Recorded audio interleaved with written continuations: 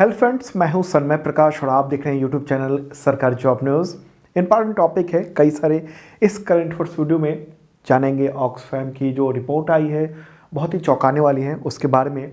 इसके अलावा कई क्वेश्चन हैं जो एग्जामिनेशन के पॉइंट ऑफ व्यू से बहुत ही ज़रूरी है। तो दोस्तों शुरू करते हैं और आपसे एक अपील है, शेयर जरूर कर दीजिएगा तमाम मित्रों को। तो शुरू करते हैं और सबसे पहले इन्फॉर्मेशन दे दूँ आपको कि इलेक्शन का अनाउंसमेंट हो गया है त्रिपुरा, मेघालय और नागालैंड में, 3 राज्यों में। त्रिपुरा में 16 फरवरी को वोटिंग होगी, मेघालय में 27 फरवरी को और नागालैंड में 27 फरवरी को ही वोटिंग होगी। और नतीजे तीनों राज्यों के 2 मार्च को आएंगे। तो मैप में भी देख लेते हैं कि त्रिपुरा, मेघालय और नागालैंड कहाँ पर है। तो ये वाला जो हिस्सा आप देख रहे हैं, ये है त्रिपुरा, ये मेघालय है और ये है नागालैंड। ठीक है, तो त्रिपुरा की बात कर लें। त्रिपुरा की राजधानी क्या है? अगरतला। गवर्नर कौन है? सत्यदेव नारायण आर्य और मुख्यमंत्री हैं अभी माणिक शाह। ओके, मेघालय की बात कर लें। मेघालय यहाँ पर रहा, ये वाला हिस्सा, उसकी राजधानी शिलोंग है। गवर्नर कौन है? ब्रिगेडियर डॉक्टर BD मिश्रा और मुख्यमंत्री हैं कॉनराड संगमा। ठीक है, और नागालैंड ये रहा और इसके गवर्नर हैं जगदीश मुखी और मुख्यमंत्री कौन है? नेफ्यू रियो। एक इम्पॉर्टेंट बात, तो ये इलेक्शन के अनाउंसमेंट चुनाव आयोग ने, भारत निर्वाचन आयोग ने कर दिया है। तो अब इन 3 राज्यों पर नज़र होगी क्या होता है आगे। ठीक है, अब चलिए अब क्वेश्चंस लेते हैं। नंबर 1, ऑक्सफैम की रिपोर्ट के अनुसार भारत के कितने प्रतिशत अमीरों के पास देश के 40% से अधिक संपत्ति है? बहुत बड़ी ये इंफॉर्मेशन। आंसर को 1%, मात्र 1% लोगों के पास 40% से ज़्यादा देश की वेल्थ है, जो टोटल वेल्थ है वो। इसकी रिपोर्ट के बारे में देखते हैं एक एक करके क्या क्या इंपॉर्टेंट पॉइंट है। तो ये रही रिपोर्ट ऑक्सफैम की। नाम क्या है रिपोर्ट का? Survival of the richest, the India story. ठीक है, ये रिपोर्ट जनवरी 2023 में जारी हुई है और इसमें भारत में धन की जो असमानता है, वेल्थ की जो असमानता है, उसके बारे में बताया गया है। बहुत ही ज़बरदस्त असमानता है। और इसके अनुसार भारत के 1% अमीर के पास देश की टोटल वेल्थ का 40% से ज़्यादा हिस्सा है। ठीक है, जबकि 50% आबादी के पास मात्र 3% संपत्ति है। टोटल जो जितनी संपत्ति है भारत में, उसका मात्र 3% संपत्ति है 50% आबादी के पास। और 40% संपत्ति किसके पास है? मात्र 1% आबादी के पास है। और 21 अरबपति जो हैं इस देश के बड़े, उनके पास 70 करोड़ भारतीयों से ज़्यादा संपत्ति है। अगर 70 करोड़ भारतीयों की जो संपत्ति है उसको इकट्ठा कर लेंगे ना, तो 21 अरबपतियों के पास उससे भी ज़्यादा है। इंपॉर्टेंट है। और देश के गरीब सबसे ज़्यादा टैक्स दे रहे हैं, जबकि अमीर बहुत कम टैक्स दे रहे हैं। आबादी के अनुपात में भी अगर कहेंगे तब भी। ऑक्सफैम इंडिया के CEO हैं अमिताभ बेहर। उनका कहना है कि अब समय आ गया है कि अमीरों पर टैक्स और ज़्यादा लगाया जाए। इस रिपोर्ट में कुछ और चीज़ें हैं जो बहुत आंखें खोलती हैं। कोरोना महामारी शुरू होने के बाद से गरीब और गरीब हुए हैं और अमीर और ज़्यादा अमीर हुए हैं, जो सुपर रिच की बात हो रही है यहाँ पर। कोरोना महामारी के बाद से नवंबर 2022 तक भारत में अरबपतियों ने अपनी संपत्ति 121% बढ़ाई है, या हर दिन 3,608 करोड़ रुपए पर डे उसकी इनकम वृद्धि हुई है, संपत्ति में वृद्धि हुई है। और इन्हीं के पास 70 करोड़ भारतीय से ज़्यादा संपत्ति है। ये स्थिति। और भी बातें कही गई है, अमीरों पर टैक्स लगाने की बात कही गई है। ऑक्सफैम इंटरनेशनल ने ये कहा है कि भारत के 10 सबसे अमीर लोगों पर अगर 5% टैक्स लगा दिया जाएगा ना, तो बच्चों को स्कूल वापस लाने के लिए पूरा पैसा मिल सकता है। इतनी रकम है। ऑक्सफैम ने टैक्स लगाने की अपील दावोस के वर्ल्ड इकोनॉमिक फोरम यानी WEF की जो वार्षिक मीटिंग है उसमें की है।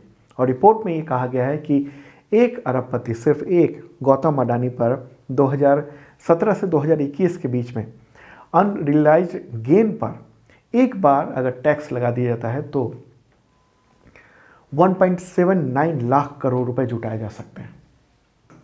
इतनी भारी भरकम रकम। और इस रकम से 50 लाख प्राइमरी स्कूल टीचर्स को 1 साल तक सैलरी दी जा सकती है। रिपोर्ट में और क्या कहा गया? रिपोर्ट में ये कहा गया है कि देश के 100 सबसे अमीर जो लोग हैं ना, बहुत ही अमीर, उनका कुल नेटवर्थ 660 अरब डॉलर यानी 54.12 लाख करोड़ रुपए तक है। और ये ऐसी रकम है ना जो 18 महीने से ज़्यादा समय तक पूरे केंद्रीय बजट को फंड दे सकती है। अगर भारतीय अमीरों की कुल संपत्ति पर सिर्फ 2% टैक्स लगा दिया जाए ना एक बार, तो करीब 40,423 करोड़ रुपए कुपोषित बच्चों के पोषण में इकट्ठा हो सकते हैं। यही स्थिति है भारत में। जो अमीरी और गरीबी की खाई है ना, बहुत बड़े पैमाने पर हो गई। 2022 में अरबपतियों की संख्या काफ़ी ज़्यादा बढ़ी है और वो बढ़ गई हो। 2020 में 102 अरबपति थे इस देश में, अब 166 अरबपति हो गए। इतने ज़्यादा बिलियनियर्स की संख्या बढ़ रही है। लेकिन जो मध्यम वर्ग है, जो गरीब है, वो और गरीब होता गया है, उनकी कमाई और कम होती चली गई है, लेकिन अमीरों की कमाई और ज़्यादा बढ़ी है। देखिए, जो भी महामारी होती है ना, उन सब में, महामारी हो या कोई आपदा आती है, तो उसमें फ़ायदा हमेशा होता है अमीरों का। उनकी वेल्थ बढ़ती चली जाती है और गरीब बहुत ज़्यादा गरीब होते जाते हैं। और इस रिपोर्ट में ये भी है कि फीमेल वर्कर्स को मेल वर्कर्स की तुलना में बहुत कम पैसे मिले। अगर मेल वर्कर यानी पुरुष 1 रुपये मिले किसी काम के लिए, तो उसी काम के लिए मात्र 63 पैसे मिले हैं महिला को। और यहाँ तक कि जो शेड्यूल कास्ट है, SC और रूरल जो वर्कर हैं, उनको और भी कम इनकम मिली है। अब आप सोच रहे होंगे कि ऑक्सफैम है क्या? ऑक्सफैम जो है ना, ग्लोबल गरीबी उन्मूलन पर ध्यान केंद्रित करने वाला एक संगठन है और 21 स्वतंत्र धर्मार्थ जो चैरिटेबल संगठन है, उसका एक कन्फेडरेशन कह लीजिए उसको, एक मिला जुला समूह है। और ये ब्रिटिश ये कॉन्फेडरेशन है और वो दुनिया भर में जो गरीबी और अमीरी के बारे में रिपोर्ट जारी करता है। इसका मुख्यालय नैरोबी, केन्या में है। ठीक है। और एक ऑक्सफैम इंडिया के CEO कौन है? अमिताभ बेहर। ठीक है।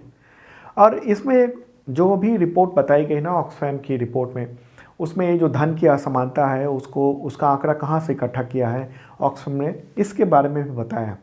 तो फोर्ब्स की रिपोर्ट है, क्रेडिट स्विस की रिपोर्ट है, इसके अलावा NSS केंद्रीय बजट के 2 दस्तावेज हैं, संसदीय जो प्रश्न वहाँ पर संसद में पूछे गए हैं, उन सब को यूज़ करके और तब ये आंकड़ा बनाया गया है।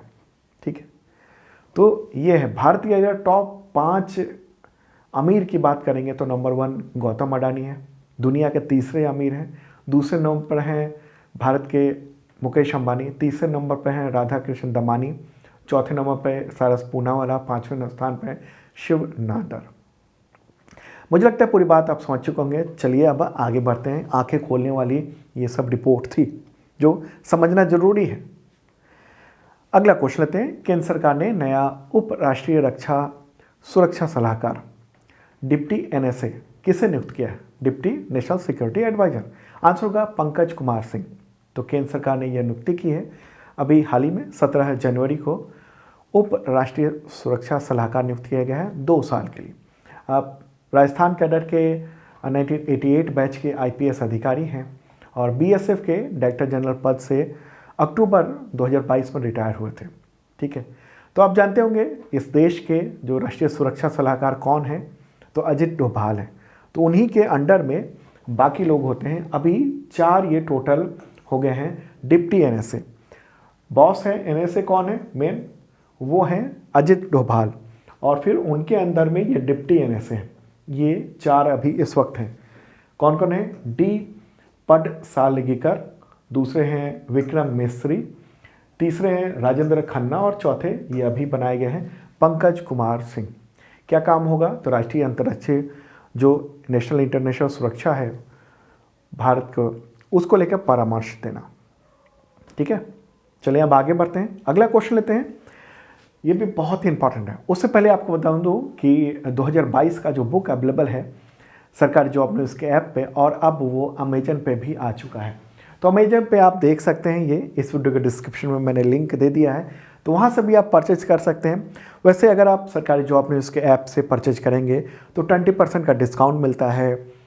मेंबर्स को, और एक मेंबरशिप प्लान भी है करंट अफेयर्स के लिए, और उसके तहत मात्र 150 रुपये में अगले 1 साल तक करंट अफेयर्स का जो भी अपडेट है और पिछले जो भी अपडेट हैं वो सब PDF आपको मिलते हैं। साथ में मॉक टेस्ट और टेस्ट सीरीज़ तमाम तरह के एग्जामिनेशन के लिए 1 साल तक आप दे सकते हैं, और बुक में 20% का डिस्काउंट भी मिलता है।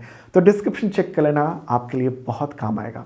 और ये जो बुक है ख़ास तौर पर आप सबके तमाम एग्जामिनेशन को पॉइंट ऑफ व्यू से ये तैयार किया गया है, और इसमें शुरुआत में ही 1500 जो इम्पॉर्टेंट टॉपिक है उसके बारे में बता दिया गया है, उस पेज नंबर के बारे में बता दिया गया है, ताकि आप सीधे वहाँ पहुँचें और एक एक का पूरा नोट्स भी ले सकें, पढ़ सकें। और MCQ तो है ही आपके एग्जामिनेशन के लिए, बहुत सारे जो पॉइंट्स वगैरह दिए गए हैं जो इम्पॉर्टेंट है वो सब बहुत काम आएगा। तो डिस्क्रिप्शन चेक कर लेना। चलिए अगला क्वेश्चन लेते हैं। किस जिले को देश का पहला संविधान साक्षर जिला घोषित किया गया है? संविधान साक्षर यानी कॉन्स्टिट्यूशन लिटरेट। आंसर होगा कोल्लम। ये कहाँ पर है? कोल्लम केरल में है। केरल के मुख्यमंत्री P. विजयन हैं, उन्होंने ही एक समारोह के दौरान 14 जनवरी को संविधान साक्षर जिला घोषित किया है। ठीक है, और फोटोग्राफ में दिखा देना चाहता हूँ। ये घोषित किया गया है कोल्लम को, और इससे पहले केरल का ही मल्लपुरा ग्राम पंचायत जो था वो देश का पूर्ण डिजिटल साक्षर पंचायत बना था। ठीक है, और अब ये कोल्लम जिला है जो कि संविधान साक्षर जिला बन गया। इसका मतलब क्या हुआ? संविधान साक्षर जिला का मतलब क्या हुआ? इसका मतलब है कि तमाम ज़िले के जितने लोग हैं वो सब संविधान के बारे में जानते हैं, उसके प्रति जागरूकता है। ऐसा कैसे किया गया? पूरे लोगों को कैसे बताया गया? तो वहाँ केरल सरकार ने इसके लिए बाकायदा अभियान चलाया था। लोकल एडमिनिस्ट्रेशन, सिटीजन जो संगठन है उन सब के साथ मिलकर ये कैंपेन चलाया गया था संविधान के बारे में जानने के लिए, और 7 लाख से अधिक परिवारों को ये बताया गया, संविधान साक्षर बनाया गया, संविधान के बारे में वो जानते हैं। ठीक है, तो एक महत्वपूर्ण बात है। केरल की बात कर लें, राजधानी क्या है? तिरुवनंतपुरम। गवर्नर कौन है? आरिफ मोहम्मद खान, और मुख्यमंत्री हैं P. विजयन। अगला क्वेश्चन लेते हैं। किस देश में 60 वर्षों के बाद पहली बार जनसंख्या में गिरावट हुई है? या कह सकते हैं किस पड़ोसी देश में ऐसा हुआ है? आंसर होगा चाइना। चाइना की जनसंख्या में गिरावट हुई है 60 साल में पहली बार। देखिए, चीन जो है दुनिया का सबसे अधिक जनसंख्या वाला देश है। हालांकि 2023 में कुछ महीने बाद ही दुनिया का सबसे ज़्यादा जनसंख्या वाला देश भारत हो जाएगा, क्योंकि वहाँ की जनसंख्या अब कम हो रही है। लेकिन आप ये मत सोचिएगा कि जनसंख्या कम हो रही है तो बड़े खुश होने की बात है वहाँ के लिए। वो लोग परेशान हैं कि अचानक से जो डाउनफॉल हुआ है जनसंख्या क्या, उससे उनको चुनौती हो सकती है आने वाले वक्त में। क्या होगी वो भी बताते हैं आपको। तो अब देख लेते हैं कि चीन की आबादी कितनी है। देखिए, 2021 में इसकी आबादी कितनी थी? 1 अरब 41 करोड़ 26 लाख। और अभी यानी 2022 के आखिरी में कितनी आबादी घट के रह गई? करीब 8.5 लाख आबादी घटी है। वो हो गई है 1 अरब 41 करोड़ 18 लाख। 8.5 लाख की कमी हो गई है 1 साल में आबादी में चाइना में। वहाँ की स्थिति अगर देखेंगे, यूनाइटेड नेशंस का ये प्रोजेक्शन है कि 2100 तक, वर्ष 2100 तक उसकी आबादी में 50% की कमी आ जाएगी। जो स्थिति अभी चल रही है वहाँ पर, जो 1 चाइल्ड पॉलिसी लाई गई थी वहाँ, उसका बाद फिर जब देखा कि अब तो कंट्रोल से बाहर हो जाएगा, बहुत ज़्यादा आबादी कम हो जाएगी, फिर 2 चाइल्ड पॉलिसी लाए। अब तो 3 चाइल्ड पॉलिसी है वहाँ पर। चीन में 3 बच्चे पैदा कर सकते हैं। क्यों? इसी वजह से, क्योंकि ये डिक्लाइन हो रहा है। बच्चे का जन्म जो है ना, बर्थ रेट वो बहुत कम है, और जो आबादी है वो धीरे धीरे बुजुर्ग हो रही है, उसकी डेथ भी हो रही है। और आने वाले वक्त में ऐसा भी होगा वहाँ पर कि बुजुर्गों की संख्या बहुत ज़्यादा होगी, जैसे जापान में देखने को मिला है। हालांकि जापान ने किसी तरीके से अपने जो रिसोर्सेज है उसको बेहतरीन यूज़ किया और वो बना हुआ है। चीन का खतरा है कि आगे आने वाले कुछ सालों बाद, कुछ दशक बाद वहाँ बुजुर्गों की संख्या बहुत ज़्यादा होगी। अब देख लीजिए कि जो बच्चे पैदा हुए उसके बारे में ये आंकड़ा है। 2021 में 1 साल में 1 करोड़ 62 लाख बच्चे पैदा हुए थे चाइना में, और 2022 में घटकर ये हो गया 95 लाख बच्चे पैदा हुए। तो एक तरफ से डेथ बढ़ रही है, जो बुजुर्ग हो रहे हैं, लेकिन जो नए बच्चों का जन्म है वो कम हो रहा है। यहाँ के बर्थ रेट की बात करेंगे तो 2022 में बर्थ रेट यानी जन्म दर 6.67% थी। बर्थ रेट का मतलब हुआ 1000 लोगों में कितने बच्चों का जन्म हो रहा है, और 2021 में कितना था 7.52%। मतलब कि 7.52% से घटकर अब चीन में बर्थ रेट हो गया 6.67%, और ये 1949 के बाद ये सबसे कम है। ओके, ये एक वहाँ खतरे की बात हो रही है। देखिए, देशों में जो आबादी है उसको बनाए रखने के लिए टोटल फर्टिलिटी रेट 2.1 होना चाहिए। फर्टिलिटी रेट का मतलब हुआ टोटल फर्टिलिटी रेट TFR, उसका मतलब हुआ कि प्रति महिला बच्चे का औसत संख्या। साधारण भाषा में कहें कि कोई महिला अपने जीवन काल में जितने संतान को जन्म देती है उसको TFR कहते हैं। तो इंडिया में अभी TFR है 2.0, हालांकि ये होना चाहिए कितना 2.1 होना चाहिए। अभी कुछ साल बाद देखने को मिलेगा, कुछ दशक बाद, कि आबादी स्टेबल हो जाएगी। उसके बाद फिर इंडिया का भी जो पॉपुलेशन है वो भी डिक्लाइन होना शुरू होगा, लेकिन उसमें कुछ दशक लगेंगे। अब सवाल ये है कि चीन की जनसंख्या जो कम हुई है उसका कारण क्या है। देखिए, लगातार मृत्यु दर वहाँ पर बढ़ रही है। 2021 में मृत्यु दर थी 7.18%। मृत्यु दर करने का मतलब कि 1000 लोगों में कितने लोगों की मौत हो रही है, और 2022 में 7.37% था। मतलब कि बढ़ गया है मृत्यु दर, और उसके बढ़ने की वजह भी है वहाँ कोरोना बहुत तेज़ी से फैला हुआ है, और इसके साथ साथ चीन में जो 1 चाइल्ड पॉलिसी लाई गई थी उसकी वजह से जनसंख्या पूरा कंट्रोल तो हुआ, लेकिन अब डिक्लाइन देखने को मिल रहा है। 1 चाइल्ड पॉलिसी 1980 में शुरू किया गया था, और इसमें यही था कि एक ही बच्चा होगा। अगर एक से ज़्यादा बच्चा किसी के परिवार में होता है तो उस पर कड़ी कार्रवाई होती थी, और उसका गंभीर असर पूरे परिवार सिस्टम पर देखने को मिला है। तो अब यहाँ पर सवाल होगा कि देश की जनसंख्या कम होने से दिक्कत क्या है, समस्या क्या होती है। देखिए, जनसंख्या कम होने से देश की आर्थिक स्थिति खराब होने लगती है, क्योंकि कामकाजी जो उम्र है उसकी आबादी कम होने लगती है। जैसे हम कहते हैं ना, भारत युवाओं का देश है, लेकिन अगर कुछ दशक में अगर बच्चे की जन्म दर कम होती चली जाएगी तो फिर युवाओं का देश नहीं रह जाएगा, फिर बुजुर्गों की संख्या बढ़ जाती है। ऐसा ही चीन के साथ होने जा रहा है। और क्या होता है, बुजुर्गों के जीवन के अंत में देखभाल का संकट पैदा होता है। ठीक है, और अगर युवा कम होंगे किसी देश में तो उत्पादकता कम होगी, प्रोडक्शन कम हो पाएगा, क्योंकि काम करने वाले लोग कम होंगे। तो चीन में ये देखने को मिल रहा है कि वहाँ अभी तो युवा हैं, ढेर सारे युवा हैं, जिसकी वजह से वो हब बना हुआ है चीन, दुनिया की फैक्ट्री बना हुआ है। लेकिन जिस तरीके से ये जो डिक्लाइन देखने को मिल रहा है, ये जो धीरे धीरे पॉपुलेशन का डाउन होगा आगे आने वाले समय में और भी ज़्यादा, तो वहाँ युवा की संख्या कम हो जाएगी, बुजुर्गों की संख्या ज़्यादा हो जाएगी। ठीक है, ये दिक्कत है। चलिए अब आगे बढ़ते हैं। मुझे लगता है पूरी बात आप समझ चुके होंगे। अगला क्वेश्चन लेते हैं। भारत की थोक महंगाई दर दिसंबर 2022 में कितनी रही? दिसंबर की बात क्यों हो रही है? क्योंकि दिसंबर की रिपोर्ट जनवरी में आई है। आंसर होगा 4.95%। यहाँ पर क्या बात हो रही है? थोक यानी होलसेल इन्फ्लेशन की बात हो रही है। ये थोक महंगाई दर की रिपोर्ट कौन जारी करता है? तो DPIIT यानी department of promotion of industry and internal trade, ये मिनिस्ट्री ऑफ कॉमर्स के अंतर्गत आता है। तो ये है थोक महंगाई जो है ना वो देखने को मिली है कि कम हुई है 4.95%। नवंबर की बात करेंगे ना तो वो 5.85% था। यहाँ सवाल उठता है कि थोक महंगाई दर कम क्यों हुई है? क्योंकि खाने के प्रोडक्ट और कच्चे जो पेट्रोलियम है उसकी कीमतों में गिरावट हुई है।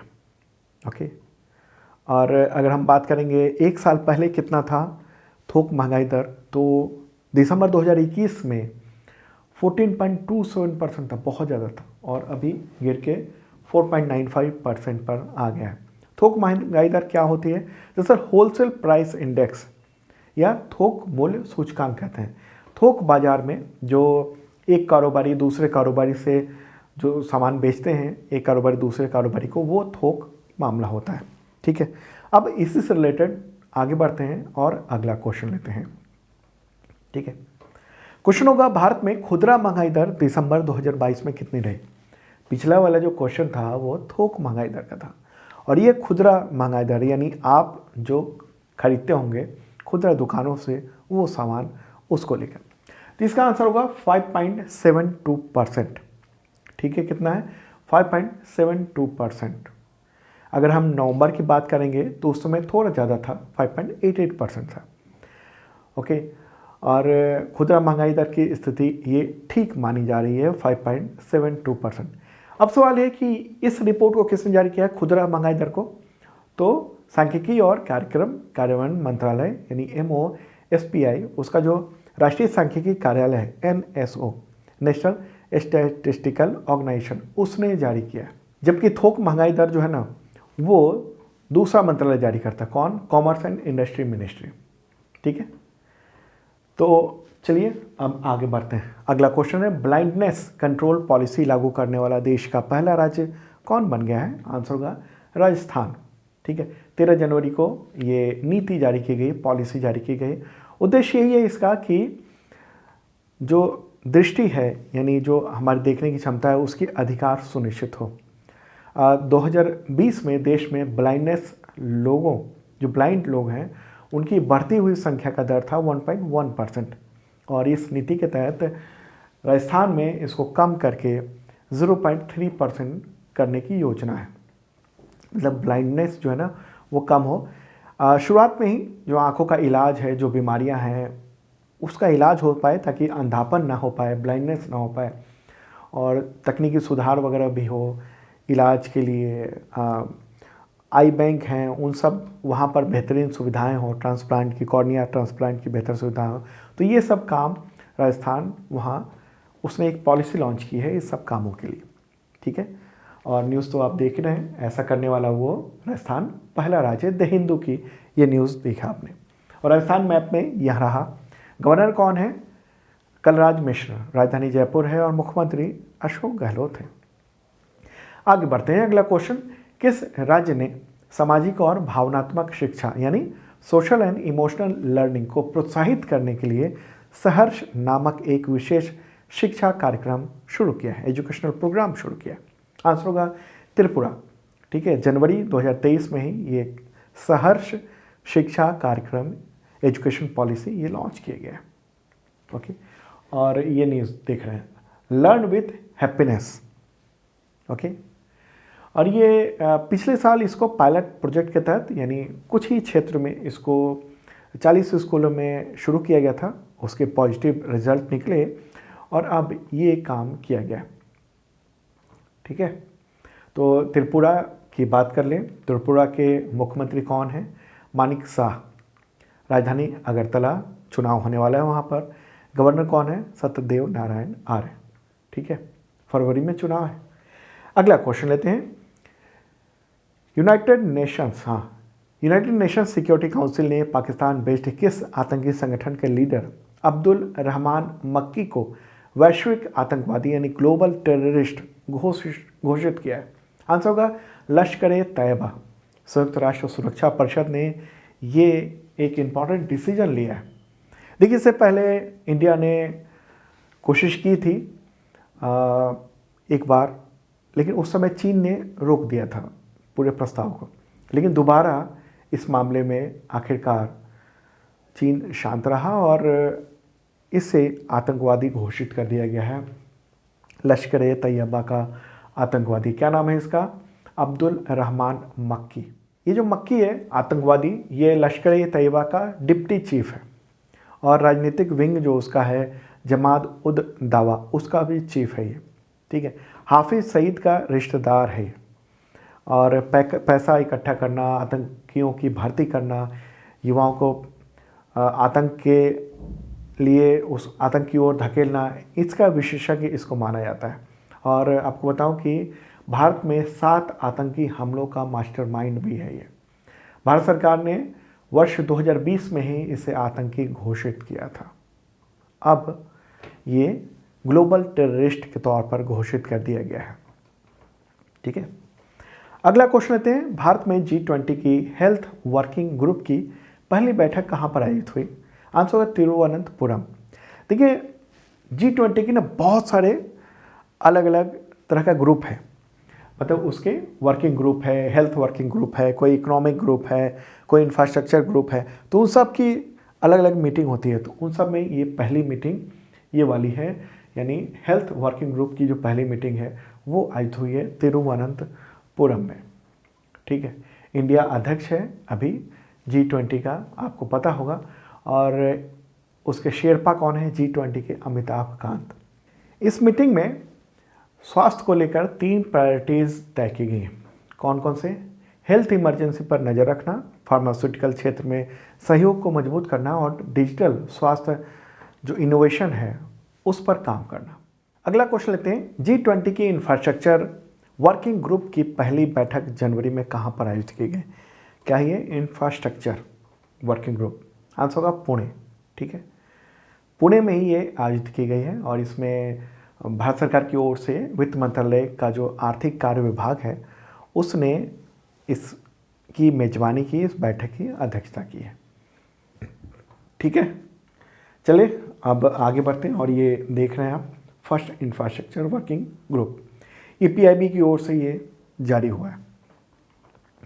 अगला क्वेश्चन लेते हैं, मौसम की भविष्यवाणी की सटीकता के लिए देश को डॉपलर वेदर रडार नेटवर्क से किस वर्ष तक कवर कर देने की योजना है? आंसर होगा 2025। ठीक है, और न्यूज़ देख रहे हैं 2025 तक ये डॉपलर रडार नेटवर्क से पूरा कर दिया जाएगा। पृथ्वी विज्ञान मंत्री हैं जितेंद्र सिंह, तो उन्होंने ये घोषणा की है जनवरी में ही कि 2025 तक हम पूरे देश को उस नेटवर्क से कनेक्ट कर देंगे। डॉपलर क्या होता है ये देख रहे हैं आप इस बिल्डिंग के ऊपर में, ये फुटबॉल जैसा ये दिख रहा है आपको, ये है डॉपलर। इससे मौसम की सटीक जानकारी मिल जाती है। ओके, और मौसम के बारे में कुछ भी जानना है, मतलब अगर ये नेटवर्क पूरे देश में 2025 तक पूरा हो जाता है, नेटवर्क बन जाता है, तो ऐसे में मौसम की जो भविष्यवाणी है उसकी 40% सुधार हो जाएगी, जो एग्जैक्ट भविष्यवाणी करने की। ठीक है, पहले ही अलर्ट मिल जाएगा। अभी बहुत सारी जगहों का अलर्ट पूरी तरह से नहीं मिल पाता है क्योंकि वो नेटवर्क अभी तक पूरी तरीके से बना हुआ नहीं। तो इससे तमाम जो आपदाएं हैं इन सब को कवर करने में, इन सब से को उसके जो खतरे हैं आपदाओं के, उसको कंट्रोल करने में मदद मिलेगी। डॉपलर ये मौसम रडार जो है ना वो कैसे काम करता है, ये डॉपलर सिद्धांत पर काम करता है, मतलब कि छोटी छोटी तरंगों को कैच कर लेता है। हवा में तैर रहे जो माइक्रोस्कोपिक बूंदें हैं पानी की, उसको पहचान लेता है कि किस दिशा से आ रही है बूंदें, उसका वो लगातार अपडेट करता रहता है, इसको प्रोसेस किया जाता है और उससे ये पता चलता है कि कहाँ पर कितनी बारिश होगी, तूफान आएगा, क्या स्थिति होने वाली है आगे आने वाले वक्त में। ठीक है, तो भारत मौसम विज्ञान विभाग उसकी ओर से ये रडार सिस्टम पूरे देश में 2025 तक कवर कर दिया जाएगा। ओके, तो अभी भारत मौसम विज्ञान विभाग के डायरेक्टर जनरल कौन है? मृत्युंजय महापात्रा। ठीक है, मुख्यालय न्यू दिल्ली में। अगला क्वेश्चन लेते हैं, किस राज्य ने शेयर्ड स्कूल बस सिस्टम और एग्रीकल्चर रिस्पॉन्स व्हीकल योजना लॉन्च की? आंसर होगा मेघालय। मेघालय के मुख्यमंत्री कॉनराड संगमा ने, वहाँ भी चुनाव होने वाला है, तो 11 जनवरी को ये शुरुआत की है और उसका वीडियो भी देख रहे हैं आप। मेघालय कहाँ पर है? ये रहा मेघालय यहाँ पर। ठीक है, तो ये शुरू किया गया। इसमें ये होगा साझा स्कूल प्रणाली है। मेघालय में ट्रैफिक की समस्या बहुत ज़्यादा है वहाँ पर। ठीक है, तो इससे ये होगा कि वहाँ की राजधानी जो शिलोंग है वहाँ यातायात को कंट्रोल करने में सहायता मिलेगी। स्कूलों का ये किया गया है कि ढेर सारे स्कूल हैं, उसका टाइमिंग को सेट कर दिया गया है और एक एक बस कई बार में कई स्कूलों में बच्चों को ले जा सकते हैं, यानी साझा शेयर्ड बस है। तो एक का टाइम मान लो 8 बजे है, दूसरे का टाइम 9:30 बजे है, किसी का टाइम 10 बजे है, तो एक ही बस से कई बार पहुंचाया जा सकेगा बच्चों को और कम बस में ज़्यादा बच्चों को, सवारी को स्कूल तक पहुंचाने का काम किया जाएगा। तो ये काम किया गया है, ठीक है। और इन बसों का उपयोग तमाम जो पर्यटक स्थल हैं अगर खाली हो तो वहाँ भी किया जाएगा। चलिए आगे बढ़ते हैं, अगला क्वेश्चन लेते हैं। भारत और किस देश के बीच में नौसैनिक अभ्यास वरुण 2023 आयोजित हुआ है? आंसर होगा फ्रांस। भारत और फ्रांस के बीच में ये 21वां संस्करण है वरुण का, वरुण अभ्यास। ये 16 से 20 जनवरी तक आयोजित किया जा रहा है और दोनों देशों की जो नौसेना है वो युद्ध विरोधी कौशल को बेहतर करने में वो कोशिश कर रही है, ठीक है। महत्वपूर्ण बात ये रही, फ्रांस के साथ हो रहा है। अभी नौसेना प्रमुख कौन है? Admiral R Hari Kumar, okay. और भारत और फ्रांस के बीच में अगर हम सैन्य अभ्यास की बात करें कौन कौन सा चल रहा है, तो थल सेना के बीच में शक्ति युद्ध अभ्यास है और वायुसेना के साथ गरुण, ओके। और ये वरुण है जो कि नौसैन्य अभ्यास। तो दोस्तों ये था इंपॉर्टेंट करंट अफेयर्स। कैसा लगा कमेंट बॉक्स में आप बता सकते हैं। और हाँ, ये बुक अवेलेबल हो चुकी है आप सबके एग्जामिनेशन के लिए, तमाम एग्जामिनेशन बहुत काम आएगा। डिस्क्रिप्शन चेक कर लेना और ऐप पर मेंबरशिप के साथ इस बुक में 20% की छूट भी मिल रही है, ओके। 225 की बुक है, काफ़ी अच्छे साइज़ में है और ये आपको छूट के साथ 180 में अवेलेबल है ऐप पर, सरकारी जॉब में उसके। चलिए अब मिलते हैं कल।